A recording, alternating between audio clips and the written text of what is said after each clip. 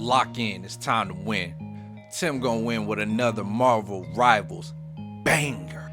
And yes, man, season 1 is a whole new ball game. And with season 1 came a lot of buffs, nerfs, and new heroes that completely shifted how the game is played. But not all heroes are created equally. And I'm here about to talk about the best of the best, the cream of the crop, the dominant ones, the S tier heroes. The ones that will completely break the game and help you rack up wins. But wait, who am I? Me, I'm TimGoinWin, a Grandmaster on PS5 and the leader and coach of the faction The Winners, a comp PS5 team that finished undefeated inside the Marvel Rivals Championship on our way to a top 64 finish.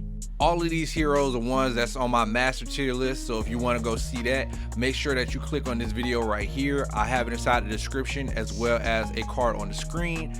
And then also make sure that you like, comment, and subscribe because it does help a smaller YouTuber like myself out. So if you want to see the full video, make sure you check that out. Number 1. Let's start it off big, man. Doctor Strange. Doctor Strange is by far the most dominant tank inside the game.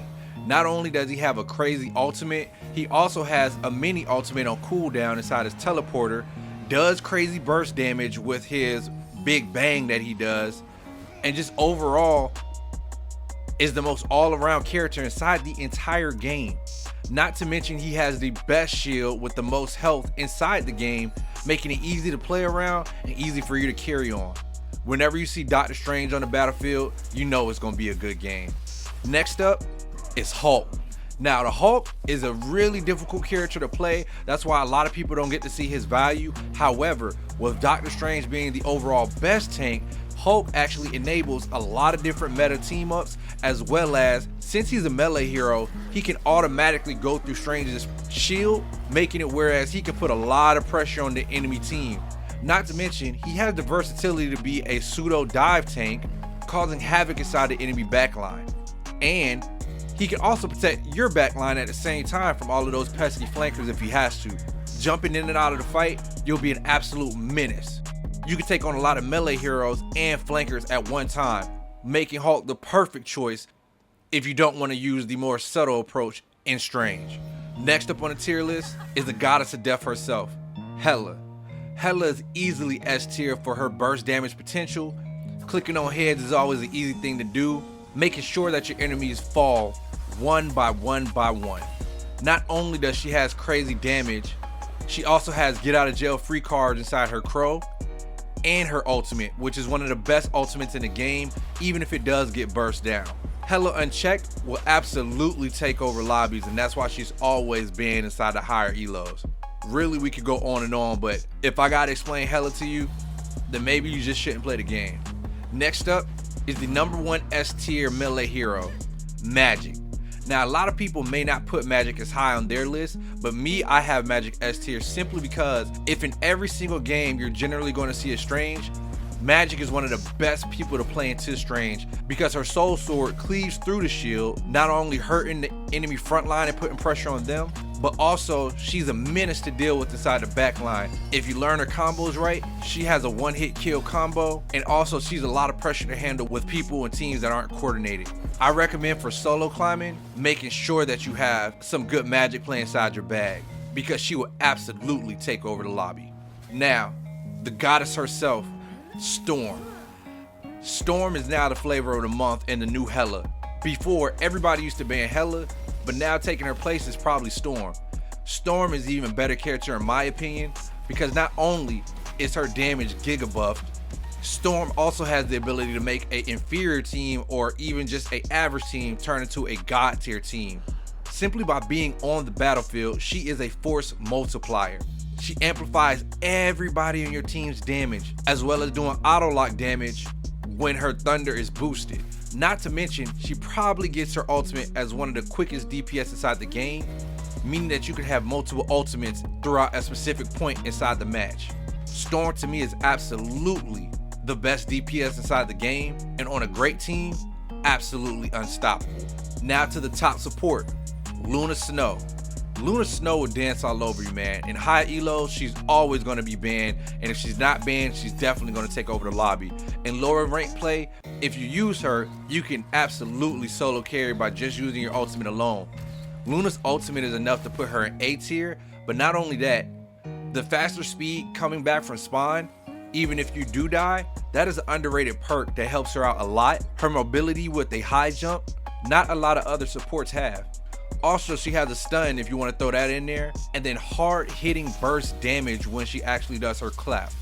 Don't get the healer tags messed up. Luna Snow is absolutely one of them, and well deserving of her S tier top of the line pick rate. Next up, and slightly right behind, we got Mantis. Mantis is an absolute menace all around. For all you DPS people out there, Mantis is absolutely the strategist you want to pick up if you want to still be a healer and help your team. Mantis's offensive capabilities make up for her lack of healing, and also she rewards you heavily for having good game sense by inspiring your teammates with her damage amplification and her ultimate, which can be used as an offensive tool and a defensive tool. Mantis has everything you need to dominate the battlefield. Not to mention, she doesn't need as much peel simply because she has the sleep on cooldown, which can help her in fighting pesky flankers as well as calm down overly aggressive tanks. Mantis has one of the highest pick rates in the game, and it's easy to tell why. A new addition to the game, Sue Storm, aka Invisible Woman.